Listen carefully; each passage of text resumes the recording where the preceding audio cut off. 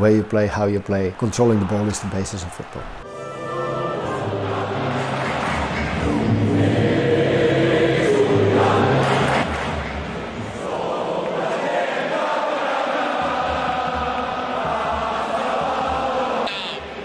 Xavi para Messi, Messi para Alves, el Barça se gusta, toca el balón a la medular, Xavi con Messi, Messi que recorta. Bonjour à tous, on se retrouve pour le débrief, l'analyse de la victoire du FC Barcelone contre Paris. Ça se voit à mon sourire, très très content de la victoire, de la copie rendue, de la prestation de l'équipe. On va analyser la rencontre de fond en comble, comme d'habitude, tactiquement, ce qui a bien fonctionné, ce qui a un peu moins fonctionné avec le frérot, qui a été avec moi présent dans la vidéo avec DataFoot, donc toujours pertinent dans ses avis, dans ses interventions. Il va venir compléter, apporter son expertise dans la vidéo, donc ça fait plaisir. Vas-y mon frère. C'est toujours un plaisir de parler du Barça avec toi, de parler du Barça tout court. Pour ceux qui me connaissent, moi c'est l'homme en noir sur Twitter. Après, j'ai une chaîne YouTube que je commence à lancer. Il y a des vidéos qui vont arriver peut-être prochainement. Mais en tout cas, je suis très content, très très très content du match, de la performance. On va essayer de rester pertinent, même s'il y a beaucoup beaucoup d'euphorie, beaucoup de joie. Alors, je te laisse commencer, Abdel. Ok. On va revenir sur le match tranquillement, nos premiers avis. Toi, je voulais avoir ton avis sur la rencontre. Qu'est-ce que tu en as pensé sur la composition déjà de départ? Et après, on va revenir sur le match dans la globalité. Ok, donc au niveau de la composition, en plus, là, je l'ai sous mes yeux, là. Moi, j'ai trouvé que les deux coachs, pendant plusieurs semaines, pendant plusieurs mois, ils ont essayé de rentrer dans la tête de l'autre. Enfin, c'est plus le cas de Luis Enrique. Au final, on se rend compte que Luis Enrique voulait être protagoniste dès le début du match et ça a mis beaucoup, beaucoup de pression. Le Barça a joué plutôt en bloc médian. Et a très très bien défendu, a très très bien tenu. Il y a eu les efforts. D'ailleurs, je pense qu'on a couru. On- L'équipe en global, chaque joueur a dû courir plus de 13 kilomètres, ce qui est très très très fort.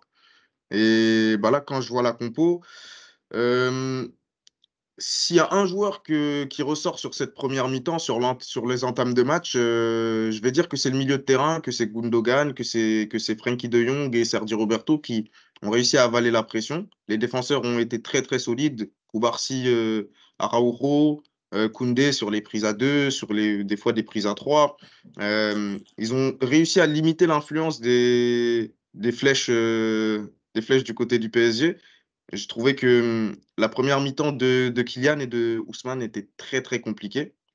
Après, pour revenir sur la composition du Paris Saint-Germain, euh, je m'attendais pas à ça. Et apparemment, genre, Xavi le savait depuis enfin, un petit moment que le milieu, ça allait être Fabian Ruiz, Vitinha, Kangilli, du coup sans Warren Zaïre-Emery.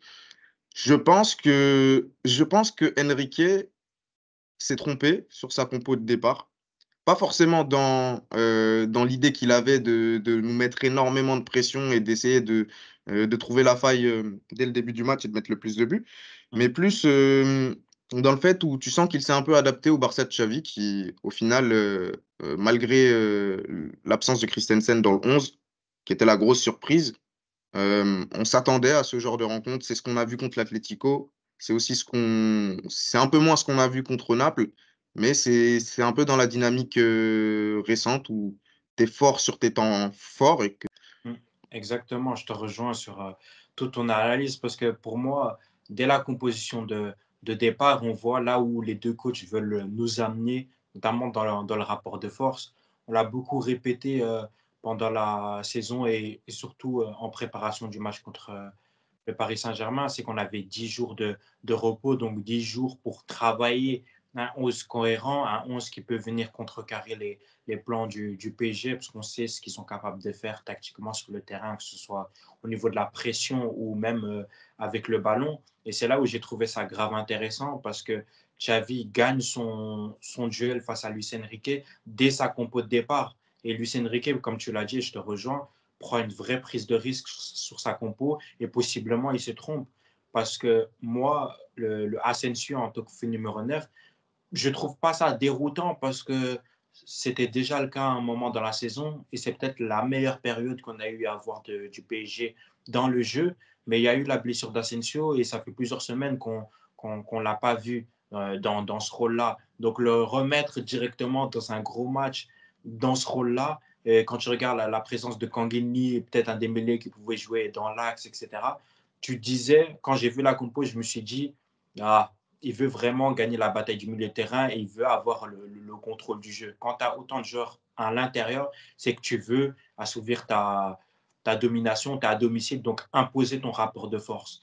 Et la compo du Barça, il y a eu Christensen qui, pour le coup, je pense qu'on a été tous un peu surpris de ne pas le voir démarrer, peut-être à court physiquement. Mais les choix ont tous été pertinents parce qu'ils ont tous rendu une belle copie. Et tu l'as dit, notamment en première mi-temps, le milieu Frenkie, Gundogan et Sergio Roberto a été vraiment fantastique dans tout ce qu'il fallait faire dans la répétition des efforts. Donc, il fallait combiner, accélérer le jeu. Ils ont vraiment été dans le ton et le milieu parisien a pris l'eau en première mi-temps et notamment sur la deuxième phase de la première mi-temps parce qu'il y a 20 minutes où c'est un peu plus compliqué pour nous pour sortir les ballons. Un peu Et comme face puis, à l'Atlético. exactement. C'est vraiment le même match parce qu'ils sont venus nous chercher très très haut, de manière très intense, un pressing très agressif. On a été en difficulté quand il fallait sortir les ballons, etc. Et on a grandi au fur et à mesure du match. On a réussi à trouver les relais. Le PSG qui pressait un peu moins. Et nous, on a réussi à trouver beaucoup plus de consistance quand il fallait sortir les ballons. Un milieu qui a été beaucoup plus dans la personnalité. Ils ont sorti les ballons, les décrochages de Lewandowski aussi, on va en parler tout à l'heure, mais qui ont fait énormément de bien, les projections de Rafinha aussi. Donc, dans la globalité, on a fait le match qu'il fallait pour gagner cette rencontre. Donc, c'était top de la part de Xavi. Juste pour revenir sur le 11 du PSG, est-ce que tu trouves qu'au final, parce qu'on parlait beaucoup de Beraldo avant le match, c'était l'une des clés pour le PSG s'il voulait pouvoir ressortir proprement et jouer en transition? Bah, j'ai trouvé que sur ce match-là, je pense que le plan Beraldo, et peut-être même pour le reste de la saison avec le Paris Saint-Germain, au final, c'est peut-être pas le meilleur relanceur du côté Paris. Mmh, clair. Et surtout qu'ils sont venus avec une défense centrale avec deux gauchers. Donc, on peut se poser déjà la question à partir de ce moment-là. Est-ce que c'était vraiment le choix le plus judicieux? Après, il vient d'arriver, c'est un jeune joueur, etc.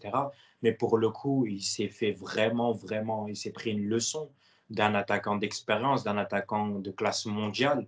On a vu un Robert Lewandowski en costard-cravate et Est-ce la que c'est paire son de meilleur match de la saison? ah, je pense que même que c'est son meilleur match depuis que je l'ai vu au FC Barcelone. Très froidement, parce que oui, il n'y a pas de but, mais dans tout ce qu'il a fait, dans la compréhension du jeu, à chaque fois techniquement, dans les décrochages, il a tout réussi. Et on le dit souvent, mais quand tu es pris par ton adversaire au niveau de la pression, il te faut un joueur qui est capable de te donner de l'air, capable de gagner des duels, qui est capable de faire reculer le bloc adverse. Et c'est ce qu'il a fait excellemment bien. Et ça, tout le match, techniquement, j'ai vu zéro déchet. Il a été bon dans ses décrochages, techniquement dans la relation avec ses coéquipiers. Et pour le coup, Beraldo a pris vraiment une vraie leçon d'un top cadre européen et il est passé à côté parce qu'il avait un sacré client et dans un très très très bon jour pour lui. Donc vraiment content.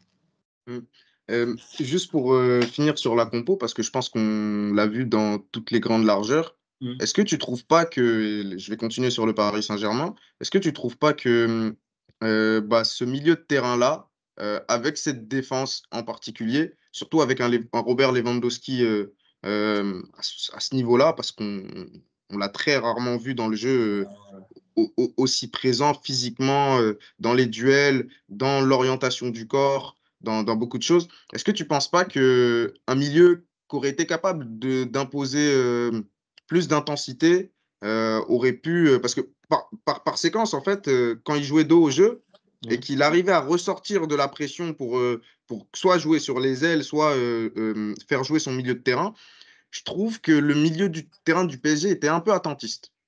Ah non, je suis d'accord avec toi. Mais après, je pense que Luis Enrique, il était dans un entre-deux. Et c'est ce qu'on a vu globalement dans leur saison. C'est qu'il y a une partie de saison où il y avait Ugarte qui était vraiment intéressant dans les matchs. Tu sais qu'au niveau du contre-pressing, il peut t'apporter beaucoup dans l'abattage, etc., dans la répétition de course. Maintenant, ça dépend de ce que Luis Enrique veut.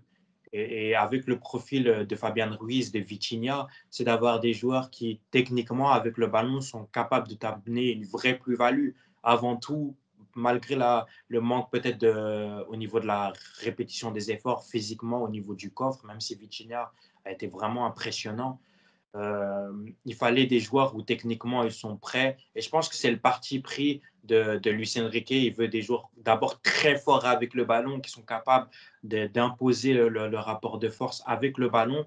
Et ils ont été pas mal en difficulté dans ce secteur-là. Comme on l'a dit, Vitinha, que j'ai trouvé impressionnant. Mais sinon, ses compères au milieu, j'ai trouvé vraiment, vraiment en dessous. Fabien Ruiz, il y a une passe, oui, bien pour Vitinha sur le but de Vitinha.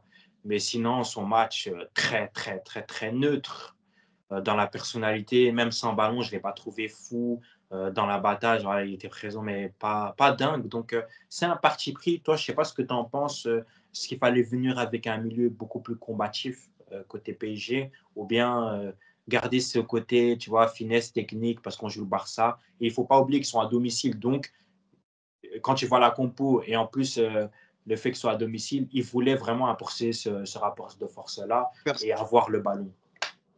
Personnellement, je ne sais pas si le milieu à 4 était la meilleure idée face à ce Barça-là. Très Ah ouais. sincèrement, quand je vois les entrées de Barcola et de Warren Zaïre-Emery, que j'ai trouvé très très fort, Ah oui.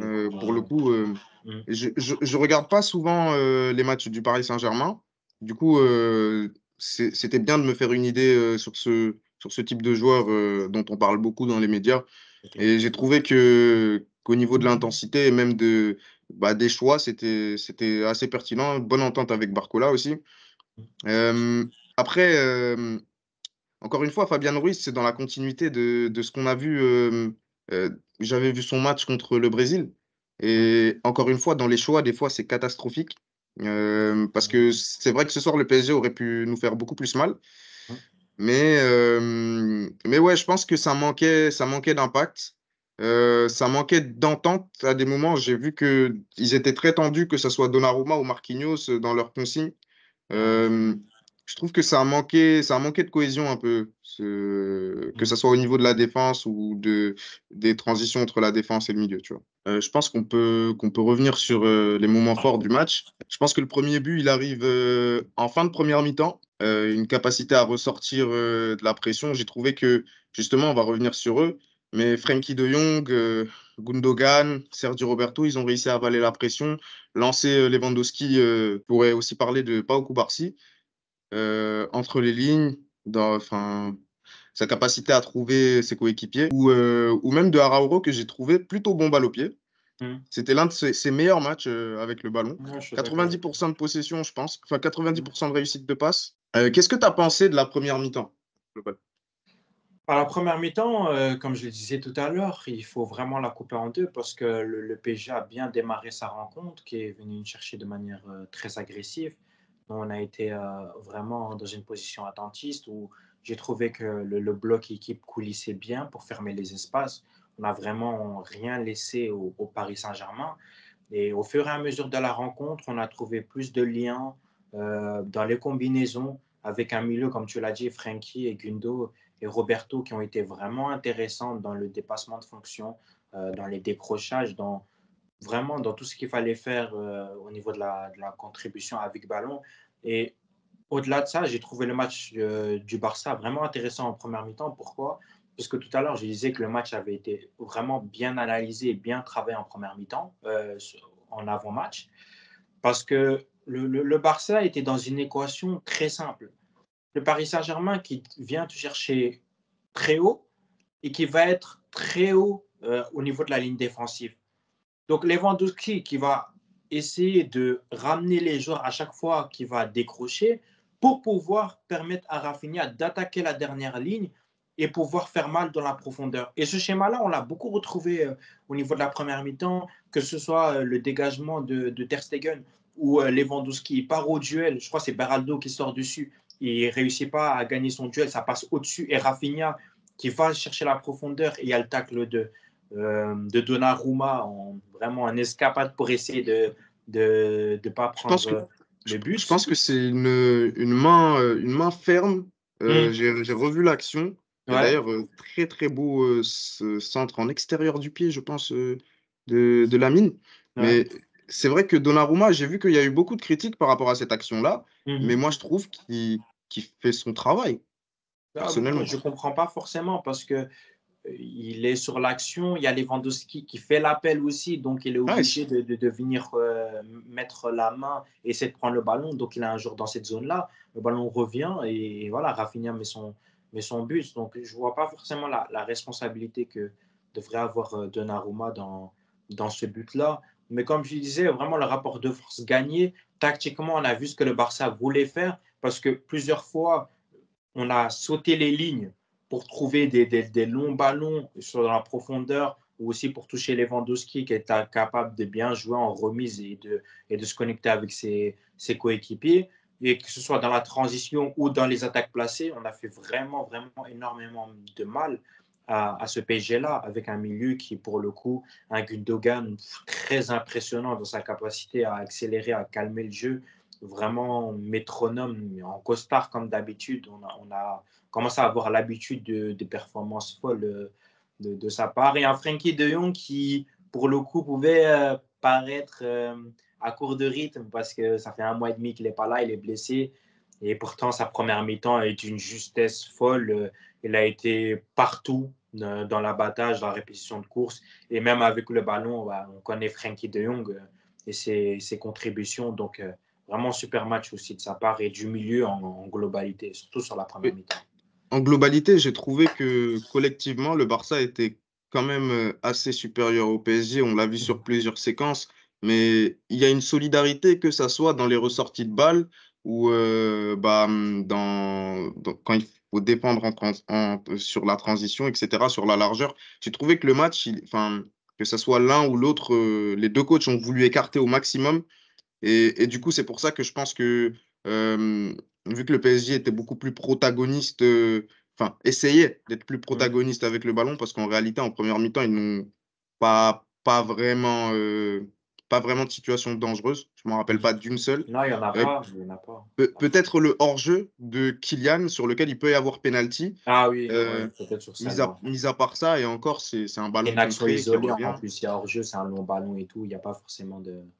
Ouais, exactement. Et Frenkie, dans cet aspect-là, je ne sais pas si un autre joueur Mm. aurait pu incarner ce rôle-là aussi bien que lui. Donc, franchement, très bien vu de la part de Xavi. Et on va revenir sur Gundogan aussi, qui pour moi fluidifie toute cette équipe. J'ai l'impression qu'il était partout. Il était partout, que ce soit à la ressortie de balle, à la création d'occasion, dans le demi-espace. C'est très fort.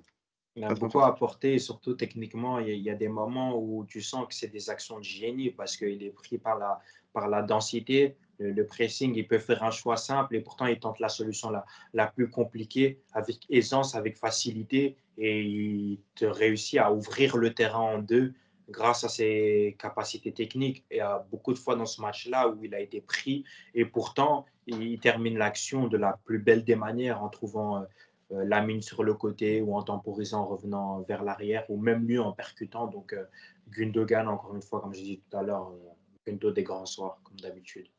Pour finir sur cette première mi-temps, après le but de Rafinha à la 37e, tu as, on va dire, 5 minutes où le Barça peut enfoncer le clou.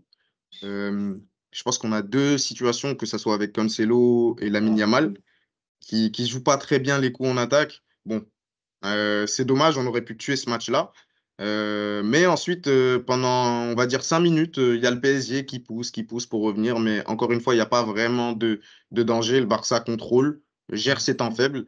Et on rentre à la mi-temps, on se dit, voilà, le job, il est fait. C'est dommage qu'on n'ait pas pu peut-être tuer ce match-là, un peu comme souvent avec nous. Les fils conducteurs de notre saison, hein, on a l'habitude de se répéter. Exactement, mais on a vu un Barça niveau Ligue des Champions, ce qu'on n'avait pas vu depuis longtemps. On rentre dans les vestiaires, on revient en deuxième mi-temps. Et là, il y a 15 minutes de vide. Qu'est-ce que tu en as pensé, toi? Ce que j'en ai pensé, c'est qu'encore une fois, Luis Enrique, c'est un entraîneur de classe mondiale. Il s'est trompé dans son approche du match. En tout cas, Xavi ne lui a pas facilité la tâche. Et pour le coup, sur la première mi-temps, ça a été globalement dominé par le Barça. Donc, il fallait changer. Et il sort Marcos Asensio dès la mi-temps. Il fait L'entrée de rentrer Barcola. Barcola. Et ça, c'est un vrai choix pour le coup parce qu'il met quatre joueurs offensifs. Barcola qui incarne la largeur côté droit. Et il a fait beaucoup de mal, notamment dans ses actions offensives, dans les appels et même dans sa percussion. Il a vraiment permis d'étirer le bloc côté Barça. Donc, il a réajusté comme il le fallait.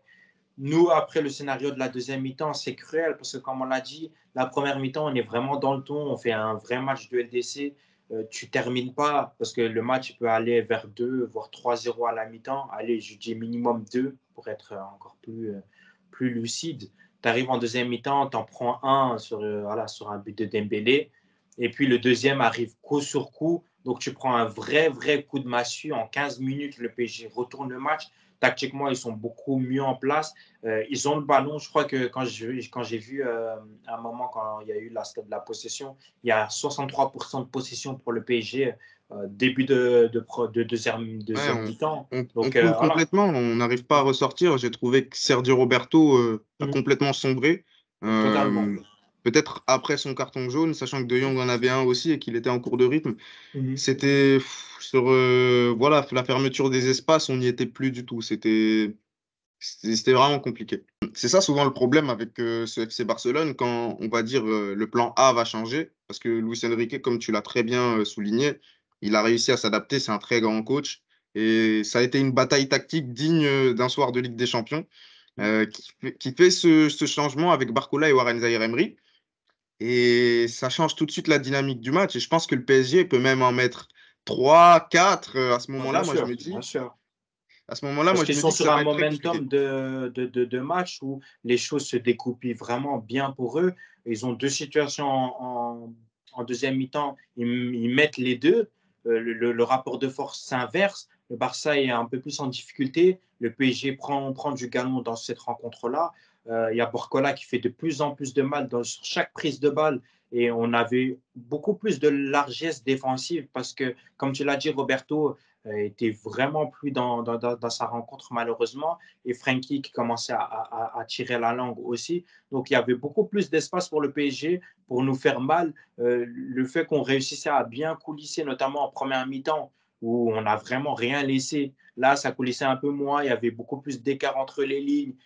En une passe, il réussissait à casser et voilà, il réussissait à faire avancer le jeu. Donc, c'est de là où le match commençait à s'inverser et pour le coup, Luis Enrique a montré que c'était un top coach en modifiant et il a bien modifié pour essayer de renverser la rencontre. Oui, on en parle. C'est un duel de coach, un duel de gens qui se connaissent, de Mm. tacticiens. Et on va dire que le Barça laisse passer la tempête. Xavi réagit. Il réagit de la meilleure des manières. Il fait rentrer le joyau national. Euh, Pedri qui rentre et qui, sur sa première touche, change le match. Euh, C'était quoi ta réaction Parce que Moi, Pedri, après, tout le monde connaît mon amour pour ce joueur-là. C'est un joueur générationnel, c'est un joueur de classe mondiale. Après un mois de blessure, il revient. On savait qu'il était à court, donc il ne démarre pas. On sait que c'est ce type de joueurs-là, dans les gros matchs, qui sont capables d'être des game changers. On l'a vu dans plusieurs rencontres de la part de Pedri. Le match à Séville où il lui donne le but de la victoire sur une action de dingue, le but à la Galatasaray, et j'en passe et j'en passe. Des gros matchs et en Ligue des Champions, il est rarement, voire jamais passé à côté. Il a des top matchs en LDC. Et là, c'est le genre de match où il faut réussir à faire la décision par soi-même. Xavi, comme tu l'as dit, dans la lecture de match, a été vraiment intéressant dans les changements. Pedri qui rentre et sur le premier ballon, bah. Moi, ma réaction, je ne savais pas quoi dire tellement j'étais ému et trop content pour lui parce que C'était une période difficile pour lui avec les blessures. On l'a vu qu'il était en pleurs après la dernière, parce que Ouais, c'était des coups durs qui se répétaient. Et là, pour le coup, cette passe, il la mérite vraiment. C'est une passe de génie. Il faut dire les choses. On est dans un momentum de match très compliqué pour l'équipe. Le rapport de force, comme j'ai dit, c'était inversé. Il fallait ce petit coup de génie, ce petit on allume la lumière, peu importe de quelle manière. Et sur cette action, cet amour de ballon et l'appel de Rafinha, il est grave intéressant, la finition aussi. Mais quand tu es un top joueur, c'est dans ces top moments-là qu'on voit les petits moments de génie. Et ça, c'est un grand moment de génie. Et pour le coup, dans un momentum de match où on n'était pas très bien, il réussit à faire cette passe de dingue et on réussit à égaliser grâce à totalement. lui. Donc, Sachant que c'est pas la première fois qu'on voit cette passe, pas la première fois qu'on voit cette c'est clair. combinaison. C'est peut-être l'une des premières fois que Rafinha finit de si belle manière. C'est clair. Parce que d'ailleurs, pour revenir sur son match, il a été Ah oui. phénoménal lui aussi, Ah oui. dans tous les choix, dans la justesse. Je trouve il a fait respirer, que ce soit l'attaque, le milieu de terrain, vraiment très très fort. Mais pour revenir sur Pedri, son entrée, c'est ce qu'on appelle un game changer. C'est qu'il rentre et tout de suite, il fluidifie le milieu et il nous ramène beaucoup plus de contrôle. J'ai cru voir une stat comme quoi il avait perdu, enfin, je pense qu'il a perdu aucun ballon. Zéro Euh, passe raté. il rentre à la 60e, il joue quand même 30 minutes. Donc, aucune perte de balle en 30 minutes, c'est très très fort. Et même au-delà de ça, à des moments où il fallait avaler la pression ou alors pouvoir ressortir proprement, jouer en contre, en transition, il nous a beaucoup apporté. Euh, je suis allé un peu vite. J'ai oublié de parler du but de Vitinha, du Ouais. but de Vitinha qui m'a personnellement beaucoup énervé. Parce Mm. que autant le but de Dembélé, c'est voilà, je pense que ça soit Araújo qui la dégage et voilà, pas de chance, elle retombe Mm. sur le mauvais joueur. Mm. Que ça soit Koundé il était en train de revenir à ce moment-là, il voit Dembélé prendre le ballon, donc il essaye de ressortir le plus vite possible. Il ressort sur lui, mais la frappe, elle va tellement vite qu'elle Mm. passe sous la forêt de jambes, etc. Ouais. Et elle va se loger en lucarne. D'ailleurs, d'après des supporters qui étaient au stade, eux, ils penseraient que Dembélé ne visait pas la lucarne, tu vois. C'est que vraiment, il a fait comme d'habitude, tu vois. Genre, il a Il envoyé a une juste ligne, tiré. Il a juste il a tiré. juste tiré. Et, et bon, c'est vraiment pas le sujet de la vidéo, mais apparemment, il aurait célébré devant le COP. Tu penses qu'il y aura un accueil particulier au Montjuic? On va bien l'accueillir. On va bien l'accueillir. D'accord, d'accord. Et voilà, pour revenir sur bah, du coup, enfin, à partir de la 60e, etc. J'ai trouvé que Pedri a beaucoup fluidifié ce milieu de terrain, il a stabilisé. Ensuite, il y a l'entrée de Christensen à la 75e, Mm. deuxième, deuxième coup victorieux de Xavi, Ah ouais, on ouais, peut dire les termes, parce que ouais. hein, moi j'ai trouvé que le PSG était très fébrile sur les coups de pied arrêtés. Ouais, Et dès le très. début du match, je ne Mhm. sais pas si tu vois l'attitude de Donnarumma sur les coups de pied arrêtés, et aussi, je trouve que le Barça a très bien joué les coups. Gundogan, les petits ballons en cloche qu'il envoyait sur chaque coup de Exactement. corner, Mm. c'est une arme de plus qu'on a rajouté bah, dans ce match-là à notre arsenal. Bon, je ne sais pas si ça pourra être une séquence qu'on va revoir dans d'autres oppositions, parce que c'est vrai que le PSG, ils ont pas des joueurs très grande taille. Ah ouais. Donc, fallait jouer surtout avec des joueurs comme Lewandowski, comme Araújo. Et moi, je me suis dit au cours du match, attention les coups de pied arrêtés, ça peut vraiment leur faire du mal. Mhm. Et Christensen qui rentre, 75e, qui marque à la 76e. Et le Barça passe devant. Et là, je pense qu'on rentre beaucoup plus dans un match où il faut tenir le score parce que faire un résultat au Parc des Princes, alors que le PSG n'avait pas perdu depuis 27 ou 29 matchs, je ne sais plus Ouais. exactement la stat, Mm. c'est très fort. Mm. Euh, on a beaucoup subi sur la fin du match. On peut le voir même d'ailleurs sur les temps. Après, on a piqué par moment. Mais Mhm. une fois que le deuxième but il est mis, on va dire qu'il y a une petite phase où on peut peut-être mettre un quatrième. Enfin, Mhm. le troisième but, pardon. On peut peut-être mettre un quatrième. Ça dure pas très longtemps. Le PSG revient. Ça s'envoie coup pour coup pendant, on va dire, 5 minutes. Et ensuite, c'est un one-man show du PSG qui essaye de revenir, mais qui n'arrive pas à trouver les solutions Mhm. parce que certains offensifs n'ont pas été au niveau. Je pense qu'on en parlera plutôt en fin de vidéo du niveau enfin, individuel de chaque joueur et des notes qu'on va donner. Ouais. Euh, mais, mais voilà, le Barça a fait le job. Le Barça a fait le job. Le Barça a su tenir. J'ai trouvé que les entrées de Joao Félix et de Ferran Torres nous ont apporté des munitions en contre. Mhm. D'ailleurs, Ferran Torres aurait pu être buteur si, il n'y avait pas ce retour Le monstrueux de retour Nuno bien, Mendes qui a fait un ouais, très très gros match, malgré le fait totalement. qu'il soit un peu fautif sur le but de Rafinha, Mhm. le deuxième but, Ouais. sur la passe de Pedri, mais l'appel est tellement Tranchant. tranchant que c'est difficile dans tous les cas. Du coup, qu'est-ce que tu as pensé de cette fin de match du PSG? Ouais. Je voulais juste compléter par rapport à Pedri, parce que je suis revenu sur la passe géniale qu'il donne, mais comme tu l'as dit et si bien dit, il a apporté vraiment un contrôle dans cette rencontre-là quand il fallait mettre des pauses, calmer le jeu, le tempérer, parce que il faut rappeler qu'il y a des changements quand même vraiment osés de la part de Xavi. Frenkie, lui, qui a court physiquement, donc il devait sortir. Peut-être qu'il n'avait pas 90 minutes dans les jambes. On l'a vu souffrir en deuxième mi-temps. Et Gundo aussi qui sort, peut-être à la surprise générale. Certains pouvaient penser qu'il serait resté jusqu'au bout parce que voilà, c'est Gundo et dans des matchs comme ça, tu veux absolument l'avoir sur le terrain pour contrôler. Et Mhm. Pedri a pris au fur et à mesure de la rencontre le leadership de ce milieu de terrain-là. Il a été vraiment le leader technique sur plusieurs zones quand il fallait ressortir les ballons, quand il fallait aérer, calmer à chaque fois, quand il fallait accélérer aussi. Donc, zéro passe raté sur une demi-heure, c'est fou dans un match comme ça. C'est un joueur de classe mondiale. Il y a pas besoin de polémiquer de A à Z. Ça fait Donc plusieurs là, années déjà, mais les ouais, blessures ont peut-être fait oublier ça à certains. malheureusement. Et donc, comme tu l'as dit en fin de match, voilà, nous, on était plus dans un contrôle. Le match a été compliqué. Tu étais quand même dans un scénario de match où tu t'es fait renverser au niveau du score. Donc, le 3-2, il faut dire que c'est quand même une bénédiction de repartir du parc en gagnant le match. Donc, même moi, spectateur et fan du Barça, je me suis dit, là, il faut barricader, il ne faut plus encaisser. 3-2, on est en plus 1 pour le retour. C'est un bon résultat.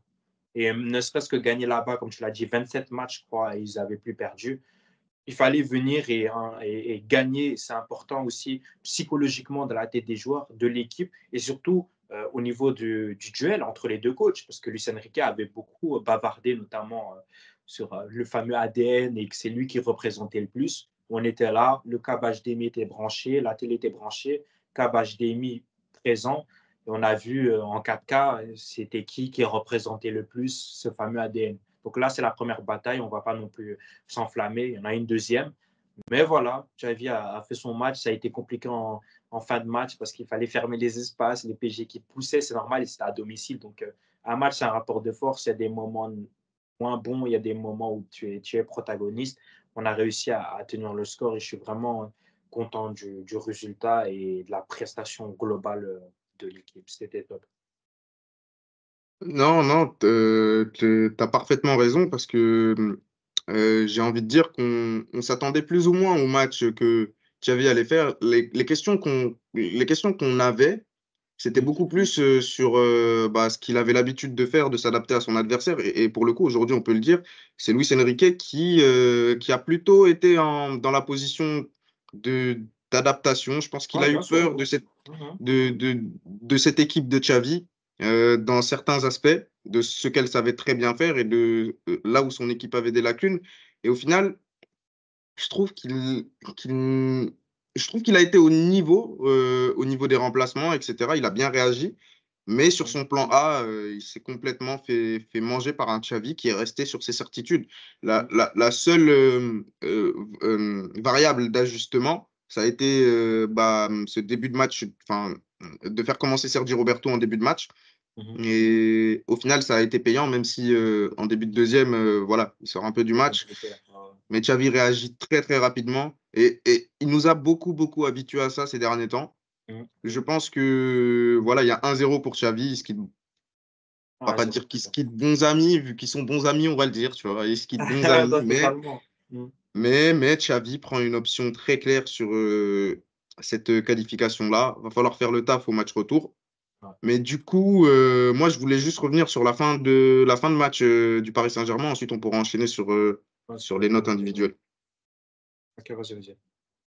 Et du coup, en fait, je voulais savoir qu'est-ce que tu avais pensé de, bah, on va dire, ces 10-15 minutes à la fin où le PSG essaye de revenir et il y a des occasions un peu dangereuses, mais globalement, et même sur la partie globale du PSG, globalement, mis à part la séquence de 15 minutes où le Barça est complètement en dehors, Mm. et on va dire le poteau de Dembélé à un moment, on va dire qu'il y a une occasion de Barcola aussi Ouais.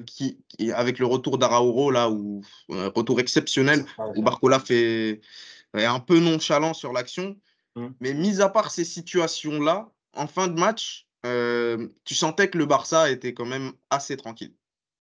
Offensivement, moi, j'ai trouvé que c'était vraiment, vraiment compliqué de leur part. Quand tu regardes le matériel qu'ils ont, quand même, on parle de Kylian, meilleur joueur du monde pour certains, en tout cas top 3, incontestablement.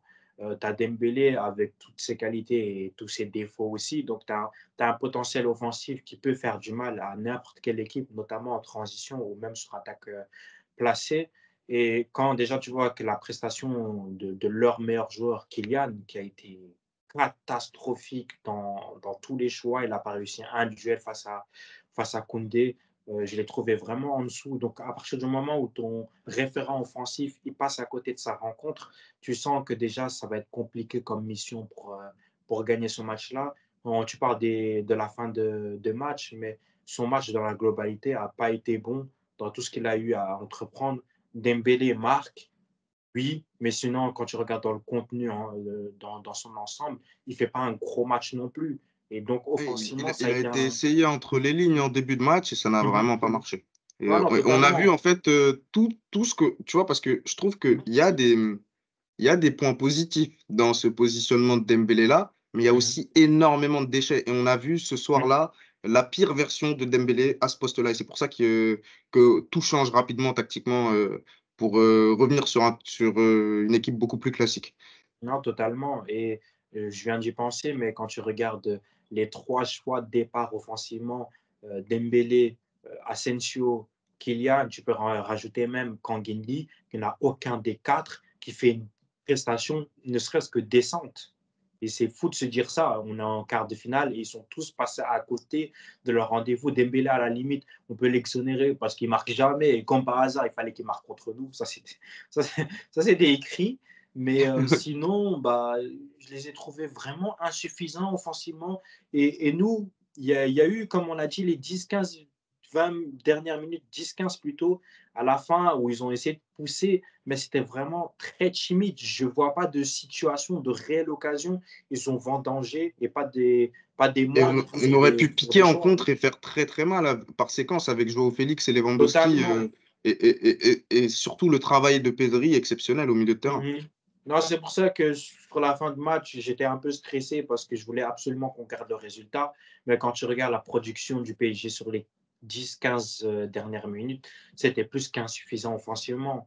Donc, on n'en a pas autant stressé que ça. Et l'appréciation de leurs offensifs en témoigne. C'était vraiment pas dingue. Et aussi accentué par notre ligne défensive qui a été très, très, très impressionnante. Koubarsi, on va revenir après, Koundé, Araujo, ils ont tous été défensifs. Je crois on peut même rajouter Cancelo dans une moindre mesure, où ils ont eu, tous été très sérieux. Ils auraient réussi à gagner leur duel. Et oui, ils sont passés à côté les joueurs du PSG, mais ça a été accentué. C'est dû à la vraie performance de notre arrière-garde. Donc, voilà, il ne faut pas non plus penser que c'est juste eux qui n'ont pas été au rendez-vous. C'est nous qu'on les a poussés à ne pas être au rendez-vous. Et c'est important de le rappeler. Oui, totalement. Enfin, nos joueurs défensifs ont clairement réussi à museler Kylian. Et c'est souvent ce que je répète depuis un moment, c'est que ce Barça-là, et on l'a vu, je pense que le Barça finit avec 41% de possession, c'est qui Mhm. est le plus faible taux depuis un gros moment. Mais ce Barça-là, c'est plus un Barça qui va essayer de jouer que sur la possession, le jeu de position, etc. Mais c'est un Barça qui va jouer sur ses forces et qui va beaucoup gérer ses temps forts et ses temps faibles. Bon, là, pour le coup, il y a un temps faible qui est catastrophique. Mm. Mais aussi, on va dire que c'est dû aux individualités de l'autre côté et aussi un peu de chance, même s'il faut la provoquer, notamment le but de Dembélé. Mais le Barça, aujourd'hui, joue beaucoup sur sa puissance défensive, que ça soit de ses joueurs défensifs comme de ses joueurs offensifs. Et je trouve que on arrive entre guillemets, annihiler les armes des autres. Parce qu'au final, il y a eu trois grosses confrontations depuis, on va dire, un mois et demi, 2 mois. C'est le match contre Naples, où Osimhen et Kvara ont été inoffensifs. Le match contre l'Atlético, où j'ai pas souvenir d'un offensif qui a été plutôt bon. Oh, non, non. Euh, et ce match-là contre le Paris Saint-Germain, où tu as quand même deux des cinq meilleurs ailiers d'Europe, tu vois. Ouais, ouais, Et ils ont. Bon, Dembélé a marqué, mais son influence a été très, très bien limitée. Donc, totalement. franchement, bravo, bravo aux 11 hommes sur le terrain et surtout à cette ligne défensive. Et c'est dommage parce que t'aurais pu faire beaucoup plus mal à ce PSG. Mm. Mais bon, c'est une victoire à l'extérieur. Ça faisait longtemps. Je J'en ai pense que trois. c'est la première fois depuis plusieurs années, depuis Luis Enrique déjà. Hein, depuis C'est le la scénario. première, c'est la première fois qu'on gagne à l'extérieur et qu'on marque 3 buts depuis Mm. Luis Enrique. Donc, C'est dingue. c'est une très, très belle victoire. Les supporters, ils doivent être très contents. J'ai vu quelques images au stade. Ouais. C'était magnifique. Mais maintenant, on va dire, pour terminer sur ce débrief, ben, on va parler des 11 hommes sur le terrain, les notes sur Footmob. Mm. On va voir si déjà tu es d'accord avec cette notation-là. Voilà un peu la notation. L'homme du match, selon Footmob, c'est Rafinha qui met un doublé, qui a fait un très très gros match. Et la moins bonne note du côté Barça, c'est Ter Stegen. On n'est pas loin de la vérité. Il y a Koubarsi aussi qui a un 6,2, la même note que Ter Stegen. Donc, bah, je te laisse me citer ton top 3 et ton flop 3 et enchaîner avec certains joueurs que tu veux mettre en avant. C'est compliqué de faire un top 3 tellement il y a eu des performances majuscules de beaucoup de joueurs dans cette rencontre-là. Je suis obligé de mettre Rafinha parce qu'il met un doublé dans un gros match. C'est son premier quart de finale de LDC de sa carrière, il faut le dire. Il a eu des périodes vraiment compliquées. Aujourd'hui, sur les dernières semaines, même sur les derniers mois, il apporte beaucoup et c'est un titulaire en puissance aujourd'hui. Et sa performance, pour le coup, que ce soit à l'intérieur ou quand il fallait faire du mal en transition, sa capacité à attaquer le bloc adverse, il a été un vrai, vrai poison tout le long de la rencontre, juste avant sa sortie. Il n'a rien laissé, même sur des duels qui pouvaient paraître perdus, parce qu'il y avait des joueurs qui étaient devant lui sur la course. Il était là dans l'abattage, dans la répétition de course. Il met un doublé quand même. Et je pense que en dehors de l'autre dégénéré de Lionel Messi, je ne vois pas de joueur qui nous a sorti une performance majuscule en LDC, en retirant les soirées, etc. Mais vraiment, tu retires à partir de, allez, quoi, 2019 jusqu'à présent, j'ai pas un joueur qui me sort cette performance-là, à ce moment-là, dans un quart de finale, à l'extérieur, tout le contexte, il met un doublé et son Face match à en une telle globalité était opposition. très bon. Ouais, ouais, non. Franchement, son match était impressionnant. Impressionnant. Un deuxième, je suis obligé de mettre Robert, je suis obligé de mettre Léwy, mon petit Robert, j'ai beaucoup décrié, Immense. immense, que j'ai beaucoup décrié tout le long de la saison, parce qu'il y a eu du déchet par moment, beaucoup même, à la finition, dans le dernier geste, au niveau de certaines passes. Et là, il a été impressionnant dans tout. Il m'a fait sourire sur des dribbles bien sentis, des contrôles bien dans la bonne zone, dans l'orientation du corps, dans les duels.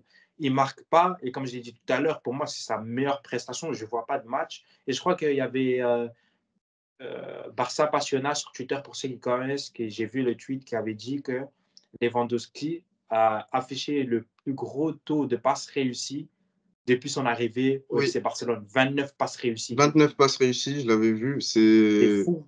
C'est fou parce qu'il a été immense. dans tout ce qu'il a eu à faire. Il n'y a pas de but, mais son match, c'est un 8 sur 10 et très froidement. La J'ai facilité trouvé très, technique très haut. Ouais, ouais, ouais. par rapport à ce qu'on a vu cette saison, Ah, j'ai été choqué. Franchement, non, très surpris. Très il est surpris. fit. Il arrive à un moment, en plus, il est fit, il est bien en forme. Mhm. J'espère que ça augure du bon pour la suite et parce que la semaine prochaine et la semaine d'après, ça va être du sport. Ça va Ah être ouais. beaucoup de sport, donc on a besoin d'un gros Lewandowski. Mm. Ah ouais, non, un gros Lewandowski, tu vois que on a besoin quand même d'un neuf référent de qualité. C'est comme un joueur d'expérience, troisième meilleur buteur de l'histoire de la LDC. Donc on a besoin de ce type de joueur-là. Et il a fait de Beraldo sa chose. Et même tous ceux qui sont venus en duel avec lui, il a montré que c'était un attaquant Je pense de qu'il a classe gagné mondiale. 5 duels uniquement face à Beraldo, il me semble, 4 ou 5 duels. Non, mais c'était gênant. Face à Beraldo, c'était vraiment gênant, de facilité de sa part. Il a tout réussi, loin de son but. Je ne l'ai jamais vu aussi impressionnant techniquement. Et ça me rappelle ces années au Bayern, que ce soit sous Pep ou sous Flick, etc., où tu sais que c'est ce joueur complet, avec une palette de dingue.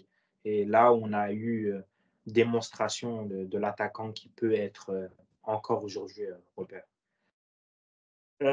Troisième joueur, c'est compliqué d'en choisir un troisième. Euh, J'hésite entre deux. J'hésite entre Koubarsi et Gundo parce que les deux ont été vraiment, vraiment très impressionnants. Mais je pense que je vais le donner à Koubarsi parce que Gundogan, c'est dans le fil conducteur de sa saison. Il a été bon de bout en bout sur chaque Gundogan rencontre. MVP de la saison? Ah oui, oui, oui, oui, très largement. Moi, Gundogan, comme je disais, il a changé ma vie, il a changé nos vies carrément. Ouais, carrément. Non, c'est impressionnant parce que j'ai pas souvenir d'un mauvais match de Gundogan, pour tout vous dire. Et c'est ça qui est fou, c'est que c'est performance sur performance sur performance, avec des milieux remaniés, avec beaucoup de joueurs blessés. Il est Peu obligé de importe la taper. position, tu peux Ah oui, compter sur ce il mec. a Et joué haut, il a joué bas dans un double pivot, il a joué haut dans un demi-espace. en fait, Et très simplement, depuis Rakitic, Xavi et Iniesta, on n'avait pas eu un milieu aussi régulier. totalement, ouais, bah, moi je trouve ça très impressionnant. Et je me faisais la réflexion, mais Gundogan, s'il est dans un autre top club, les gens en font plus et les gens militent pour qu'il soit limite top 10 ballon d'or. Et Bah, très c'est le froidement, joueur, je mais pense que c'est le joueur en Europe qui crée le plus d'occasions aujourd'hui.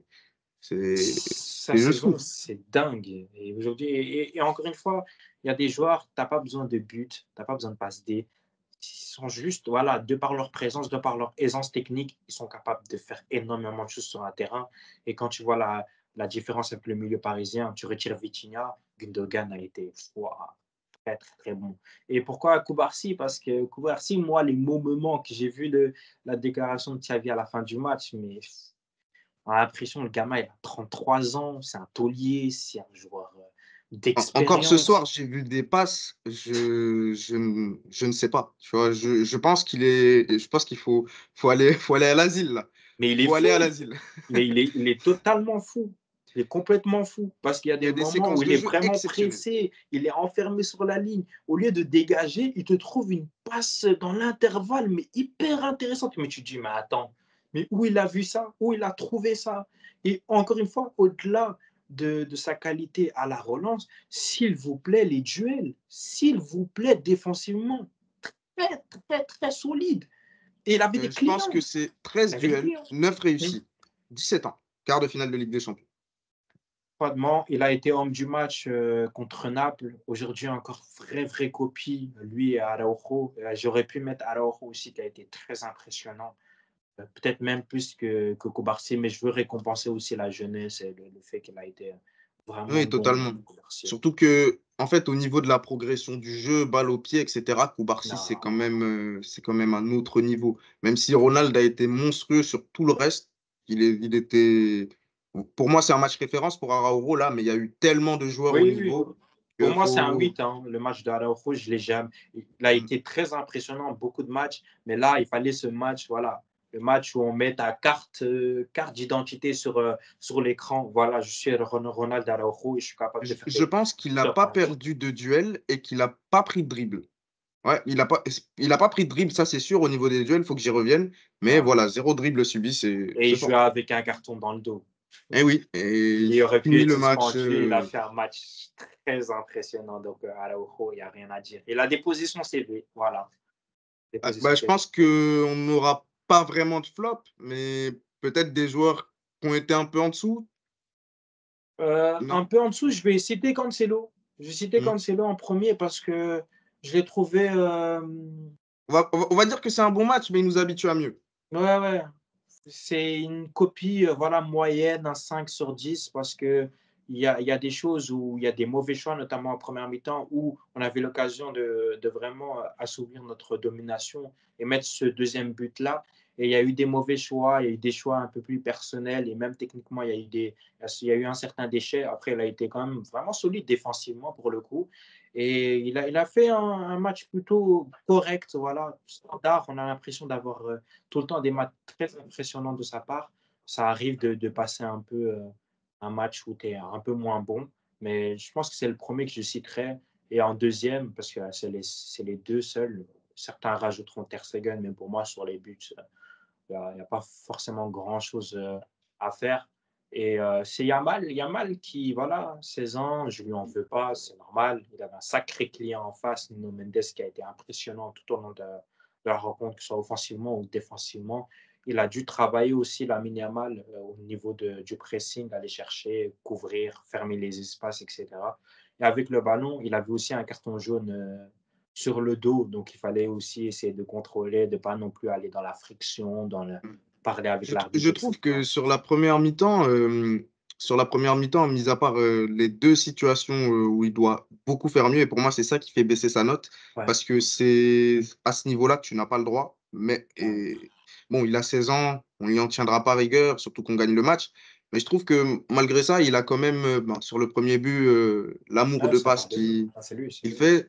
Et j'ai trouvé qu'il a été utile dans ressortir de la pression Mm. par exemple, à un moment, je sais pas c'est quel dribble qu'il fait, tu vois, lui, il est fou, tu vois, donc Ouais, le double contact là ouais, sur la pour ligne de ressortir de la volée. pression, c'est même pas un double contact, je sais pas qu'est-ce que c'est, mais il a inventé un truc encore, tu vois, Je sais. c'est fou, mais Un oui, truc de c'est vrai que moi, je lui mettrais un petit 5 aussi, ouais, ou ouais. peut-être 6 Mm. 5 6 Ouais, 5,5, c'est un dans bon ce genre. 5,5, je pense. Hmm, Non, comme ça, on tranche la poire en deux. Mais sinon, c'est le carrément. seul joueur que j'ai trouvé un peu en dessous. Et au niveau des entrants, t'en as pensé quoi? Pedri, Je te les rappelle vas-y, juste, vas-y. c'est Joao Félix, Pedri, Mhm. Christensen, Ferran Torres et Fermin Lopez à la 86e. Ok. Bah, pour le coup, les changements ont tous été payants au niveau des choix. Pedri, qu'on en a beaucoup parlé au niveau de la vidéo, que On j'ai. lui met 10 direct, j'ai Ah pas non, de faut lui donner négociation. 10. C'est extraordinaire. Moi, ce joueur-là, il me fascine et vraiment dans les cracks de sa génération, pour moi, c'est le numéro un. Donc, il a fait une vraie rentrée de patron, vraie rentrée de top joueur. Il y a une passe D et dans la globalité, il perd aucun ballon. Incroyable de facilité. C'est Pedri, quoi. Pas grand-chose à dire. Félix, j'ai trouvé bonne entrée de Félix parce que c'est un moment où il fallait conserver la balle, il fallait être juste au niveau des sorties de balle, il fallait être juste aussi dans le dernier tiers. Je trouve Il aurait vraiment pu faire une intéressant de passe la. décisive. Ah, il fait une passe en plus décisive. Il est intéressant dans la contribution parce qu'il y a beaucoup de moments où il se connecte avec Pedri, avec Cancelo aussi. Il rentre à l'intérieur et demande le ballon. Il y a deux, trois gestes de classe où il réussit à se défaire et partir dans le dos. Il y a une action aussi où il fait appel dans le dos. Il fait centre pour Ferran Torres qui est Ferran rentré Torres. aussi. Et c'est coupé Il y a par le Nuno retour Mendes. de Nuno Mendes qui Exactement. construit.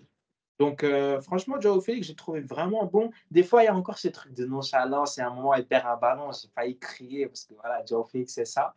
Mais Mm.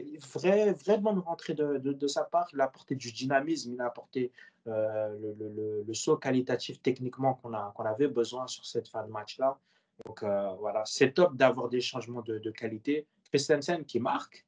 Christensen qui marque, qui met le but du 3-2. Il était à court physiquement, donc c'est pour ça qu'il démarre pas la rencontre, je pense. Pas véritablement un choix fort de Xavi, même s'il Et aurait en pu plus, faire.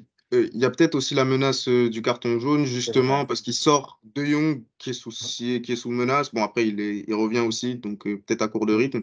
Surtout qu'il fait pas une très très bonne deuxième mi-temps, Frankie. Euh, mais ouais, tu as senti qu'il y avait cette volonté-là d'arriver avec l'équipe la plus compétitive possible pour le retour. Et c'est dommage d'avoir perdu deux Ouais, joueurs que tu peux mettre dans un double pivot. Donc, on va voir comment on va s'adapter pour la suite. totalement.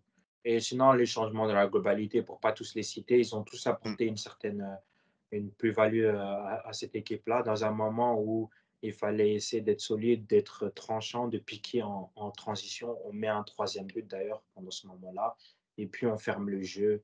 On essaie de pas encaisser. On a réussi. Donc, dans la globalité, parce qu'on a parlé des joueurs, mais moi, vraiment, vraiment, je tiens à saluer la performance de Xavi parce qu'il a gagné son match Mm. de bout en bout, que ce soit de la préparation du match à la lecture, à la compo, au changement. Au, Et il au- gagne au le match calme, au calme aussi, parce que au c'est le calme aussi. match Mhm. le plus calme de Xavi que j'ai peut-être vu Ouais, de ouais, la ouais. saison. Il était serein. Mhm. Et même en interview, il arrive très calme. Le PSG est toujours favori. Faut qu'on fasse le taf à Montjuic. Mhm. Donc, Non, franchement, impressionnant son match et c'est sur la continuité des dernières semaines et même des derniers mois. Je suis partisan pour le garder. C'est pas une surprise c'est une surprise pour personne. Mais faut le convaincre là. Faut le kidnapper. ouais, non, ouais, Faut faut l'attacher le à forcer, Barcelone. frère. Faut le forcer, faut le forcer. Donc, je voulais vraiment accentuer sur ça, sur Xavi, parce qu'il a gagné son match face à un grand, grand tacticien. Et il a réajusté quand il le fallait. Luis Enrique a réajusté aussi. Et sur les changements, il a apporté du dynamisme, du bon pour son équipe. On a gagné le match. Donc, c'est vraiment top. D'accord.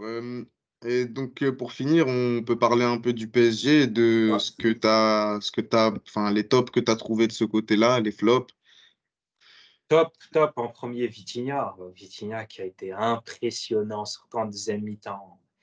Techniquement, dans un milieu qui n'a pas forcément sorti la tête de l'eau, quand tu regardes ses compères, Vitinha a été dingue avec le ballon. Il a presque tout réussi. En première mi-temps, un peu plus compliqué, comme son équipe.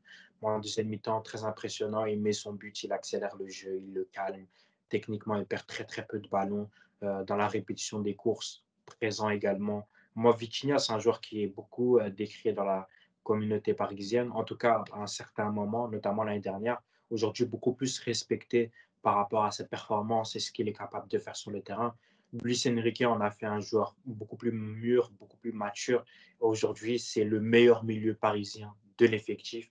Et très, très simplement. Et j'ai un ami sur Twitter aussi, Alexandre Carvalho, que je salue, qui a milité, qui a fait sa propagande pour Vitinha à raison, parce qu'il subissait des critiques, Vitinha, des fois, juste par sa tête et les gens qui ne l'aimaient pas parce que c'était un joueur, les gens disaient de contrôle, c'est passe-retrait, passe-retrait, passe-retrait. Mais dans Et chaque voilà. touche de balle, même en première mi-temps, je l'ai trouvé super intéressant. À chaque fois, c'est lui qui arrivait justement Ouais, à ouais. casser des lignes, Mhm. que ce soit par la percussion ou par la passe. Et aussi, c'est quelqu'un qui sait lire le jeu. Comparé à un Dembélé, par exemple, que j'ai trouvé horrible dans cet aspect-là, ou même à Fabian Ruiz, c'est que Vitinha, on va dire, c'est le seul milieu de terrain du PSG aujourd'hui, je trouve, qui aurait sa place dans celui du Barça, tu vois. Et c'est même pas pour Totalement. manquer de respect aux autres. Mhm. Mais Vitinha, dans la lecture du match, dans le jeu entre les lignes, dans la percussion, dans la Dépassement de lecture fonction sur le défensive. but, hein. Mm, Dépassement de fonction sur le but. exactement. Il fait l'appel, belle finition. Franchement, son match, c'est vraiment top, top. Et Mm. comme tu l'as dit, il Il me pourrait semble que toucher Sergi plus haut. Roberto prend son carton sur lui, non? C'est sur lui? C'est sur Vitinha? Je, Ou il je, empêche la coupe? Je sais plus. Je sais je, plus. je, je me rappelle plus, mais en fait, cette situation, je l'ai vue beaucoup de fois dans ce match, où Mhm. Vitinha sort pour récupérer enfin, intercepter un ballon et qui commence à percuter, à casser Mhm. des lignes. Et là, tu as les flèches sur les côtés qui. Ouais, Donc, vraiment, il m'a bluffé sur ce match-là. impressionnant, impressionnant. En deuxième, Nuno, hein, Nuno Mendes. Nuno Mendes qui est Immense. Bon, il est immense, sur qui le revient but de de. blessure depuis il y a moins d'un mois. Et un match très jeune, mais impressionnant de facilité. Offensivement, il a fait des dégâts techniquement présents. Défensivement, gros match face à Yamal. Techniquement, il a été propre de A à Z. Et il a sauvé aussi, parce qu'en première mi-temps, on n'a pas parlé sur le corner. C'est lui Ah qui sauve oui, sur la ligne. C'est lui qui sauve sur la ligne. En deuxième mi-temps, sur la très belle passe de Joao Félix, c'est lui encore qui sauve Ferran qui en a un contre du coup face à Donnarumma. Donc gros match de la part de Nuno Mendes, très très sérieux dans sa proposition. Et voilà, c'est le deuxième que j'ai trouvé. Les deux Portugais pour le coup qui ont été vraiment dans le ton de cette rencontre-là. Et des matchs de top players de la part des deux. oui, je suis assez d'accord sur Nuno. Ça faisait plusieurs semaines, plusieurs mois qu'il n'avait pas joué. Ouais, Euh, et physiquement, c'est impressionnant. Et j'ai parlé à des gens qui étaient au stade et ils étaient choqués par sa performance. Euh, Il n'y a pas grand-chose à dire. mmh. Bon, il est un peu fautif sur le but De de Rafinha, Rafinha. le deuxième, mais Ouais. c'est un peu le triangle autour qui est pas bon, en fait. Mmh. Que ça soit le positionnement je pense, que c'est Hernandez ou de Beraldo, c'est pas bon.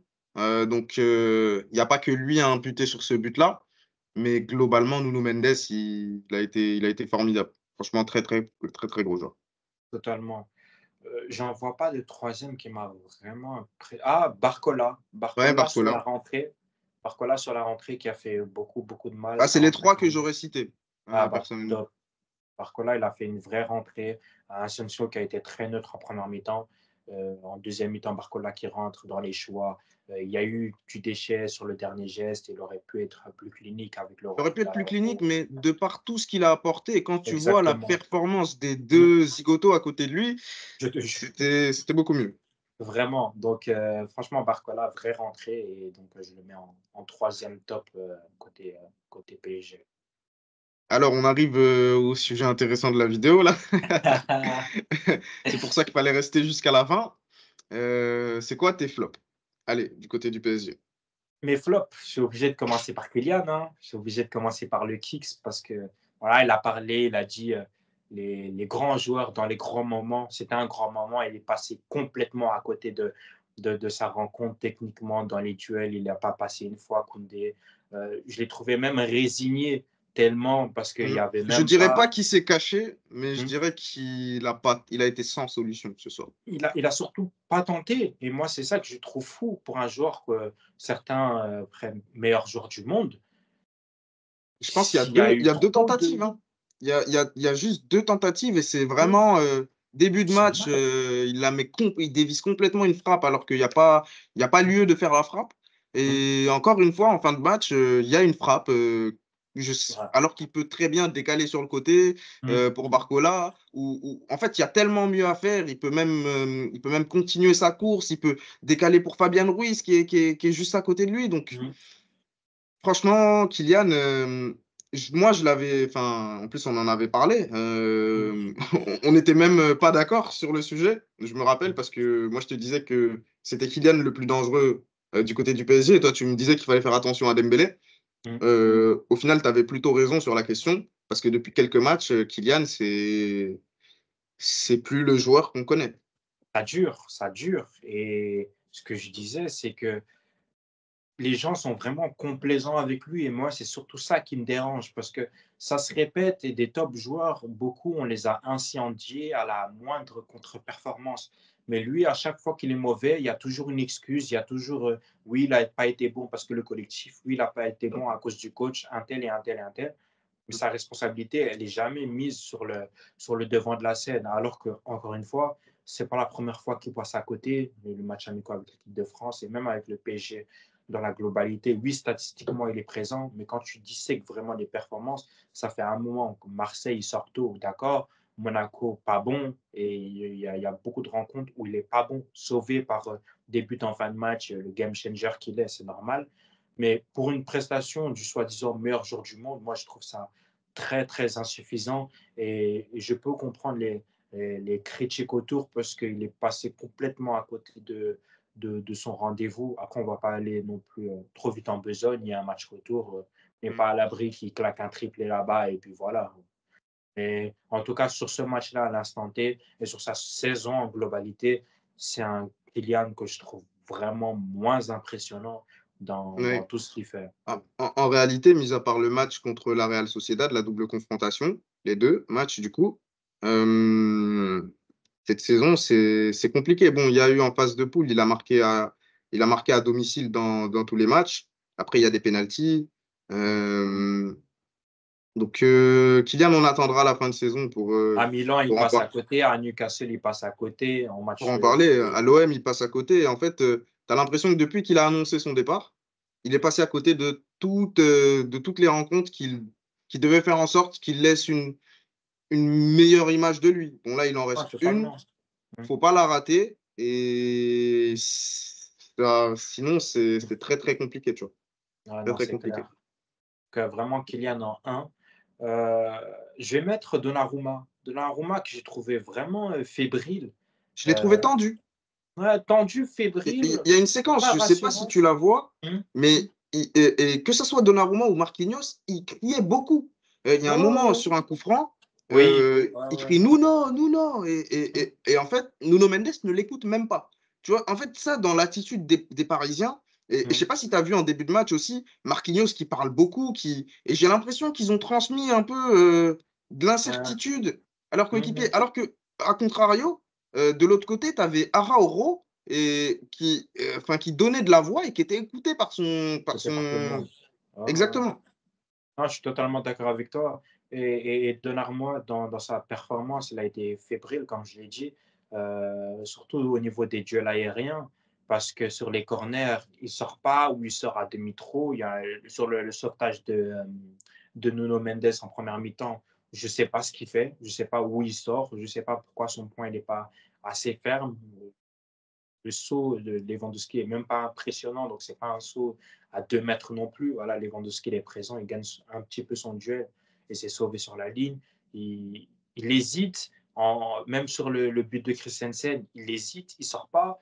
Sur le premier but qu'on met, oui, comme je l'ai dit tout à l'heure, il y a la présence de Lewandowski, mais il n'a pas la main assez ferme sur ce centre-là. Donc, je l'ai trouvé vraiment pas bon parce que sur les dernières prestations, c'est sur la saison en globalité, c'est un Donnarumma très impressionnant sur sa ligne, présent, il te fait gagner des matchs, et cetera. Et là, pour le coup, je l'ai trouvé fébrile, il a encaissé quand même 3 buts et ça l'addition aurait pu être même bien plus salée, si on avait été, plus clutch avec un peu plus de réussite, dans le dernier tiers. Non, je suis assez Heu d'accord. un dernier, je vais mettre Beraldo. Je vais mettre Oui. Beraldo. Parce On est que d'accord sur l'effort. j'hésite en vrai entre Beraldo et Fabian Ruiz. J'hésite entre les mais je pense que je vais mettre C'est Beraldo. vrai que Fabian Ruiz, dans l'optique où tu aurais pu être beaucoup plus dangereux sur certaines situations, il y a Mmh. vraiment des trucs, Ah, il y a des mauvais choix, c'est honteux, limite. C'est ah honteux. non, Mais totalement. alors que Beraldo, il y avait une vraie opposition, mais je l'ai trouvé vraiment trop en dessous aussi. Non, c'est En, ça. en vrai, les C'est deux qu'à peuvent les s'entendre. Beraldo, tu as envie d'un peu de l'exonérer parce que voilà, c'est un jeune joueur, il avait un sacré client en face de lui. Mais comme j'ai dit tout à l'heure, en fait, le match de Lewandowski est tellement indécent de facilité qu'il a rendu ridicule Beraldo. Et Beraldo a été ridicule tout au long de la rencontre. Je ne sais même pas comment il termine d'ailleurs la rencontre. Arbitrage, etc. C'est pas forcément. Il n'a pas pris de carton sur la faute sur Rafinha au début de match et même sur beaucoup d'actions où il met le coup dans le Signa dos et aussi tout. doit prendre rouge à un moment. Il y en a beaucoup qui, normalement, ne terminent pas le match. Mais encore plus Beraldo, qui a perdu énormément de duels. Pour le coup, j'ai trouvé. Lewandowski les a presque tous gagnés. Il était en retard sur les interventions.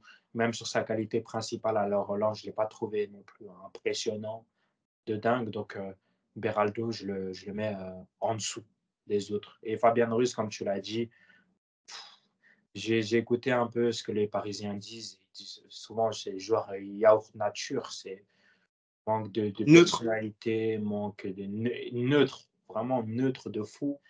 Et il y a eu beaucoup de situations où il aurait pu faire davantage mieux Et sur moi, certaines dans un space parisien, à l'époque, c'est la choses. question que je posais parce que, en fait, statistiquement, quand tu prends Fabian Ruiz, c'est un joueur qui réussit quand même pas mal de passes progressives. Mais en fait, quand tu regardes les matchs, tu te rends compte que, bah oui, il fait progresser le jeu dans la construction, mais dès qu'il arrive dans les zones où il faut être décisif, créatif, oh, c'est catastrophique.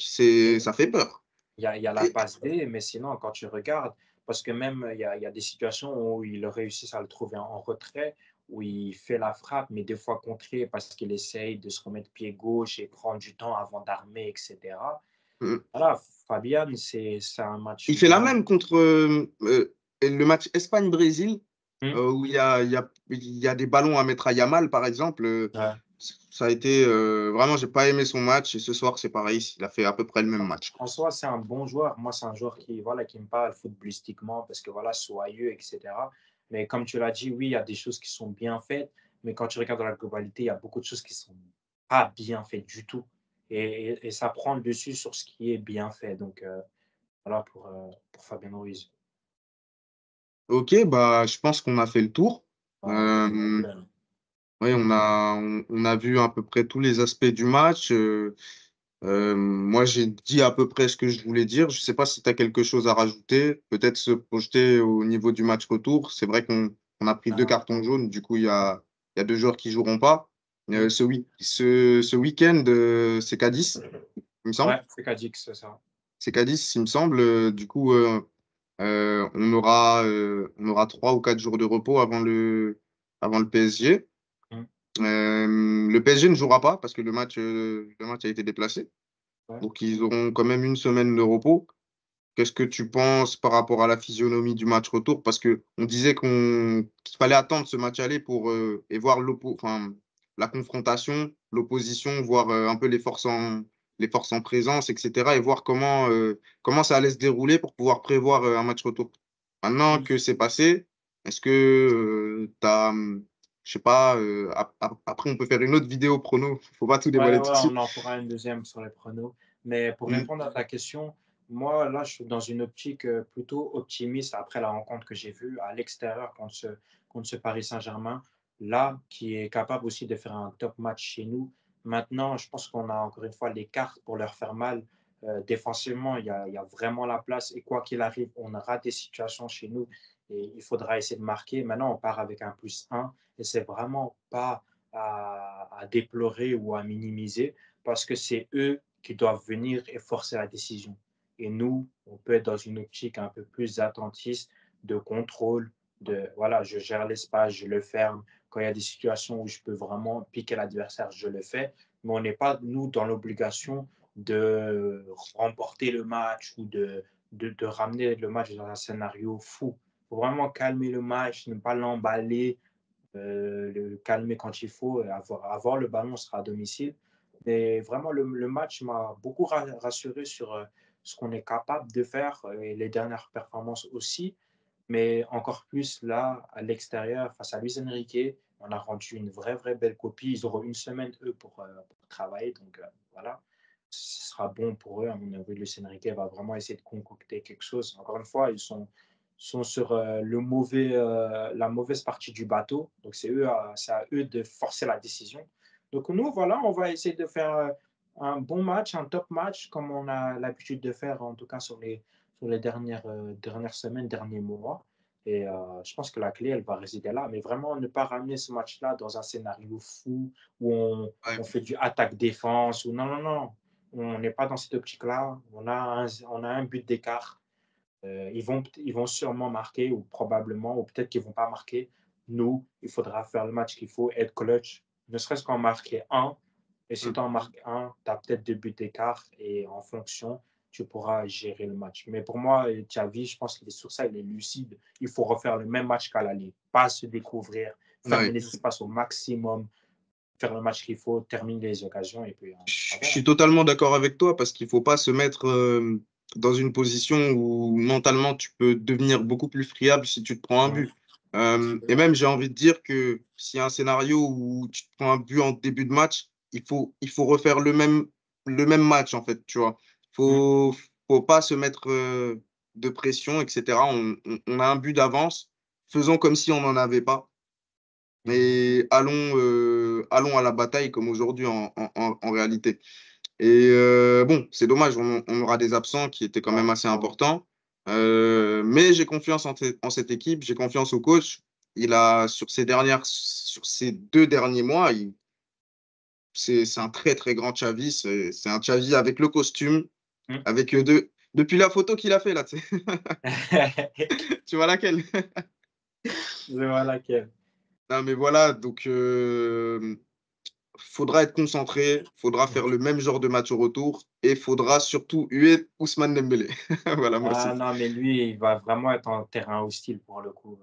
Eh oui. On n'a pas parlé, mais le manque de respect de sa part, c'est. Après, on n'est Mais pas bon, surpris, hein, on n'est pas surpris du jour, donc rien de mais dire. bon, on va dire qu'on va se projeter sur le match de Cadiz peut-être plus tard. Ouais, Et bah, je te laisse le mot de la fin. bah, top. On a été vraiment complet sur l'analyse, on a débriefé de fond en comble, on a parlé de tout. Ça va être vraiment long à mettre en scène parce qu'on a beaucoup, beaucoup, beaucoup parlé, mais c'était une discussion vraiment très intéressante. Et comme Noir, comme on s'est dit, hein, quand tu veux, tu repasses, on fait des vidéos ensemble, il n'y a pas de galère, c'est franchement très propre à chaque fois. C'est Et je toujours un pense que plaisir. c'est du très bon rendu qu'on va donner aux gens, donc tant mieux. Bon, on va Bah, s'arrêter merci à là, toi pour l'invitation. avec Et plaisir. bah, j'espère qu'on se recapte très vite avec une victoire à la clé encore Bien sûr, pour ce on se match retour. retrouvera, y a pas de souci. Bonne vidéo à tous et on s'attrape à la prochaine. Peace.